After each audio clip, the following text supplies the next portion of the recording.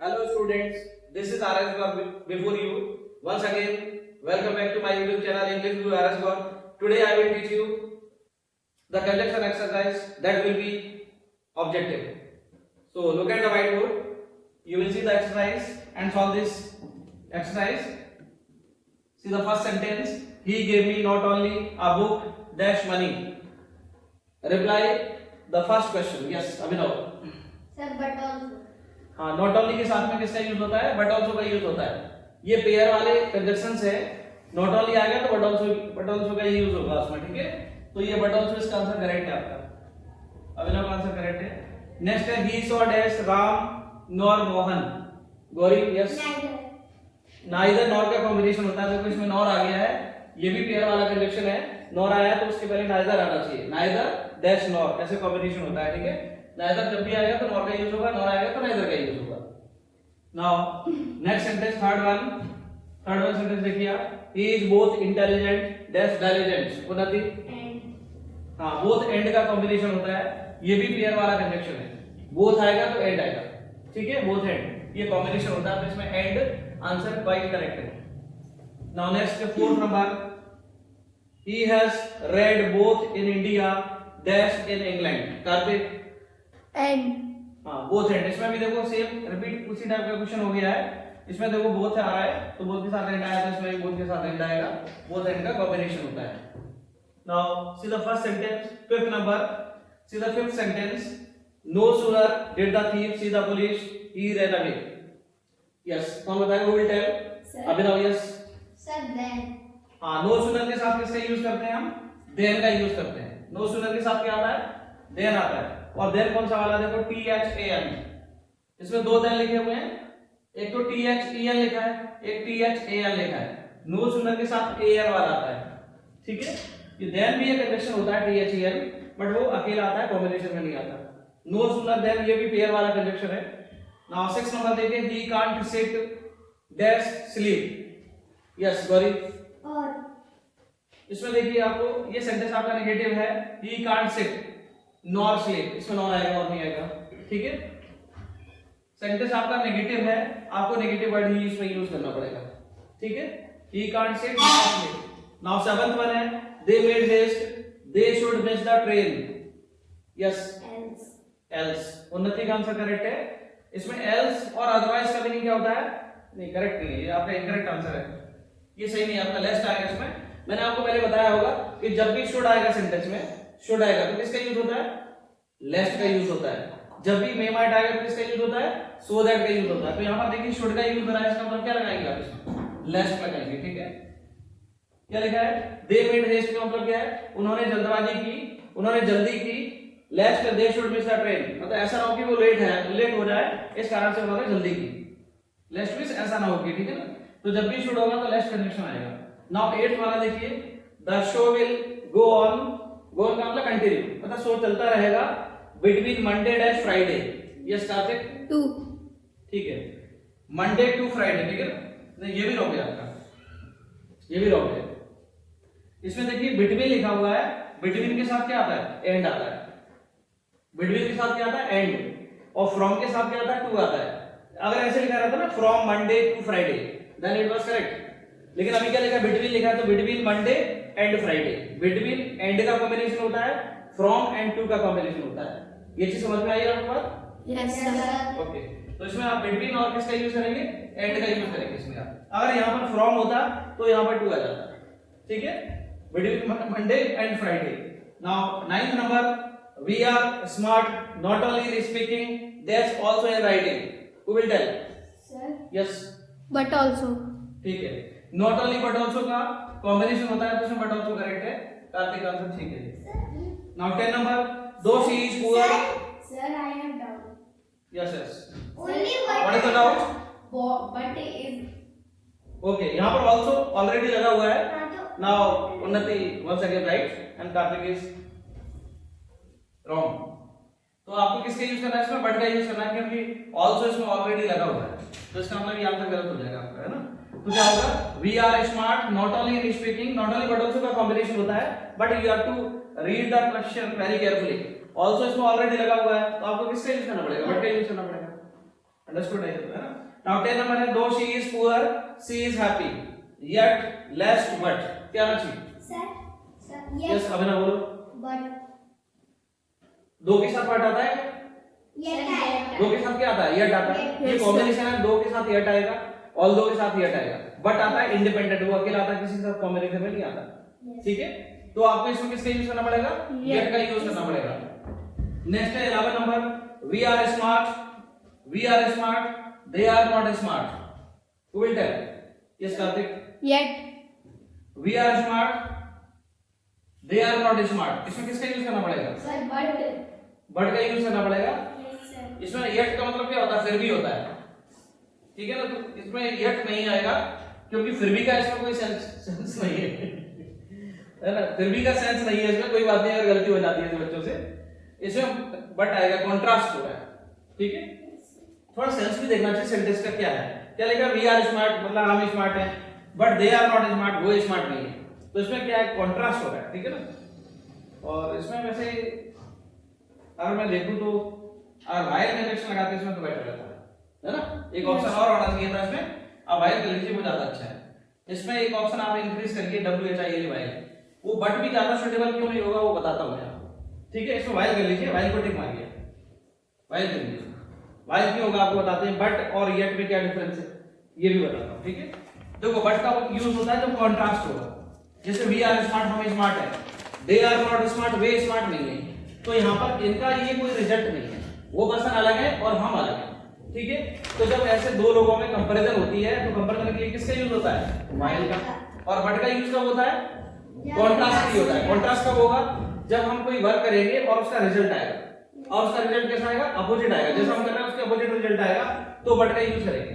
और येट का भी कॉन्ट्रास्ट में होता है, बट येट का यूज सेंस होता है फिर भी, तो वो चीज थोड़ा सा सेंस में अलग हो जाता है। तो यहाँ पर बट और येट दोनों नहीं आएंगे, एंड भी नहीं आएगा। यहाँ पर किसका यूज होना चाहिए? वाइल का, क्योंकि कंपैरिजन हो रही है, क्योंकि हमारे और उनके बीच में कंपैरिजन हो रही है, तो कंपैरिजन के लिए किसका यूज करेंगे? वाइल का।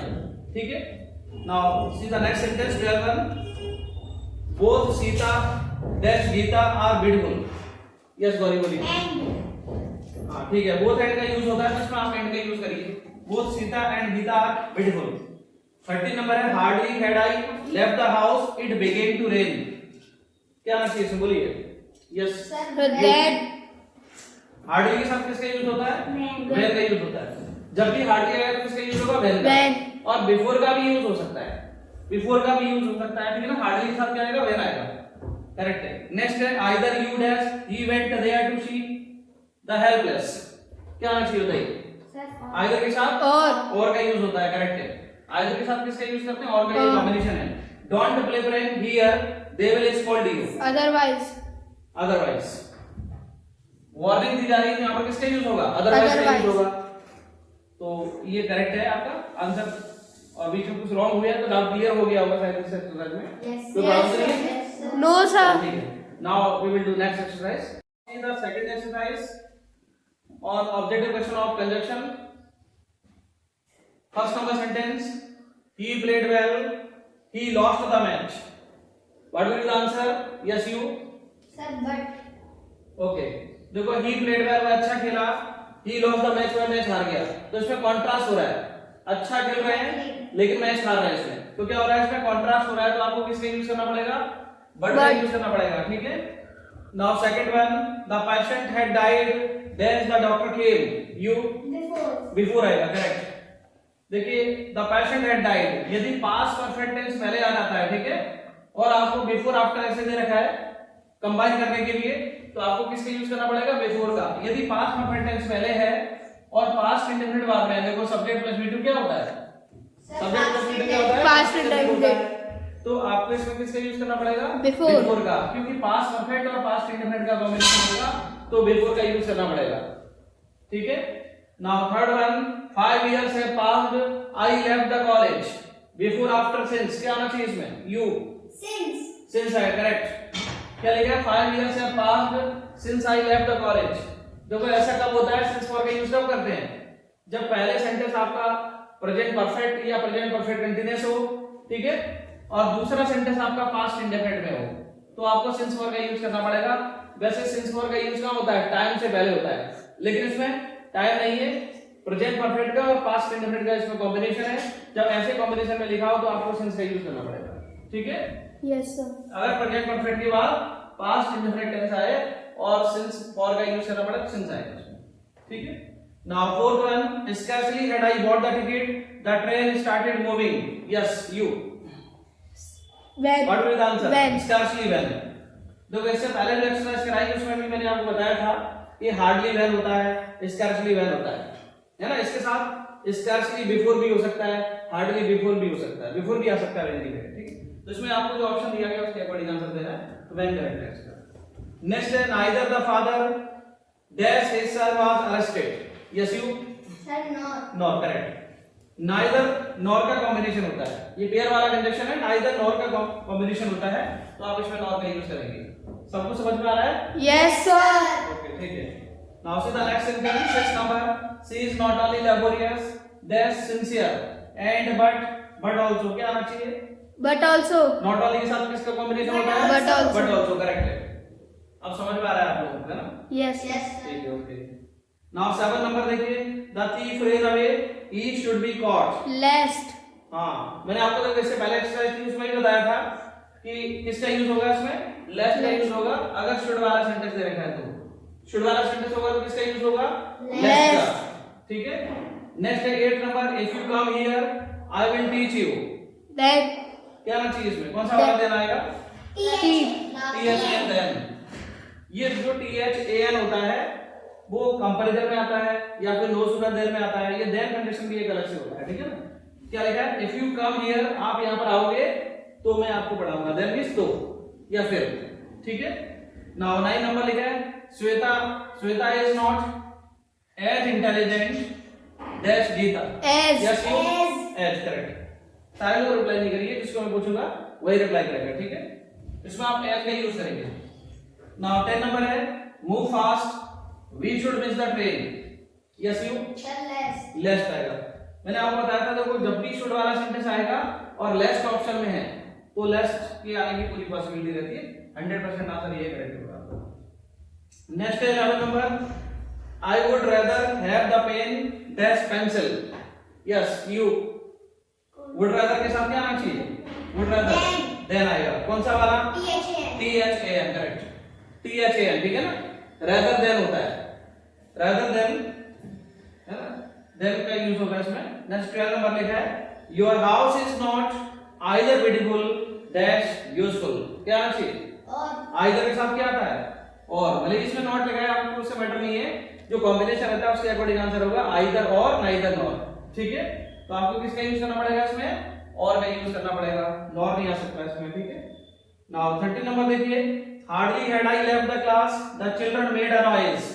क्या आना चाहिए? बिफोर। बिफोर आएगा, correct. Hardly had I left the class the children made a noise, hardly before, scarcely before, hardly when, scarcely when. Yes. When और बिफोर का यूज हो सकता है इसमें। आपको बिफोर ऑप्शन में दे रखा है तो before answer will be correct. Now 4th number है, the children saw its parents. बच्चे ने अपने पेरेंट्स को देखा, बच्चे के लिए क्या आएगा? इट्स आएगा, ठीक है ना। इट बिकेम हैप्पी, तो वो खुश हो गया।